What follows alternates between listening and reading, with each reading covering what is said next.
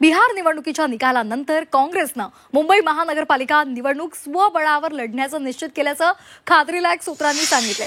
आणि या संदर्भात आज मुंबईमध्ये होणाऱ्या एक दिवसीय शिबिरात अंतिम निर्णय घेतला जाईल अशी माहिती मुंबई काँग्रेसच्या एका मोठ्या नेत्यानं दिली आहे।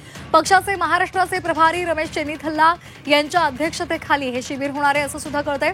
मुंबई काँग्रेस स्वबळावर लढणार असल्याचं निश्चित झाल्यास महाविकास आघाडी अंतर्गत शिवसेना, मनसे, डावे पक्ष ताकद आजमावतील असं सुद्धा बोललं जाते। मराठीचा मुद्दा हाती घेत ठाकरे बंधू मुंबई महापालिका निवडणूक एकत्र लढणार आहेत। मात्र मनसेला सोबत घेण्यावर मुंबई काँग्रेसमधील अनेक नेत्यांनी स्पष्ट शब्दांमध्ये नाराजी व्यक्त केली आहे आणि त्यामध्येच आता मुंबई काँग्रेसला नवसंजीवनी मिळवून देण्यासाठी जास्तीत जास्त जागा लढवल्या पाहिजेत असा अनेकांचा आग्रह आहे। मुंबई काँग्रेसनं स्वबळावर लढावं अशी जोरदार मागणी पक्षातील नेत्यांनी पक्षश्रेष्ठींकडे केलेली आहे। आता या संदर्भात अधिक माहितीसाठी आपण जाणार आहोत आमच्या प्रतिनिधी सीमा आढे यांच्याकडे। सीमा, कालचा बिहारचा जो निकाल आहे तो काँग्रेससाठी एक मोठी खरं तर चपराक आहे असं म्हणायला हरकत नाहीये। अनेकदा काँग्रेस आतापर्यंत पराभव झालेला आहे, मात्र काँग्रेस त्याकडून काही शिकत नाहीये असं सुद्धा बोललं जातंय। त्याची टीका सुद्धा आता काँग्रेसवर होऊ लागली आहे। आता मुंबई महानगरपालिकेची महत्त्वाची निवडणूक आहे, इतर स्थानिक स्वराज्य संस्थांच्या सुद्धा निवडणूक आहेत। या सगळ्याच्या पार्श्वभूमीवर मुंबईमध्ये काँग्रेसनं स्वबळाचा नारा दिलेला आहे।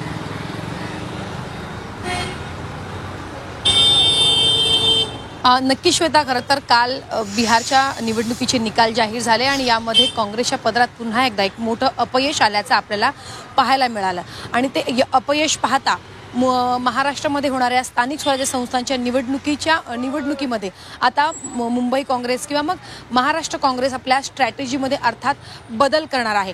आता सगळ्यांचं लक्ष लागलेलं आहे मुंबई महानगरपालिकेच्या निवडणुकीवर आणि मुंबई महानगरपालिकेमध्ये काँग्रेस स्वबळावर लढणार ही चर्चा आपण मागील काही महिन्यांपासून ऐकतोय। अनेक बैठका मुंबईमध्ये पार पडल्या आणि या बैठकांमध्ये मुंबईतले जे नेते आहेत, मुंबईतले जे महत्त्वाचे पदाधिकारी आहेत, त्यांनी एकला चलो रेचाच नारा दिलेला होता। असाच एक सूर आतापर्यंतच्या बैठकीमध्ये आपल्याला ऐकायला मिळालेला आहे।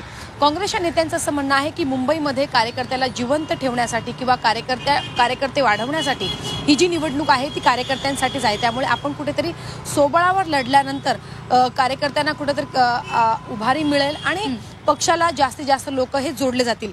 कारण जेव्हा केव्हा आपण युतीमध्ये लढतो तेव्हा आपला फायदा आपल्या मित्र पक्षांना होतो, मात्र त्यांचा फायदा आपल्याला कुठेही होताना दिसत नाहीये। त्यामुळे मुंबई महानगरपालिकेची निवडणूक ही आपण स्वबळावर लढली पाहिजे असा एक त्यांचा मागील काही महिन्यांपासून सूर आहे।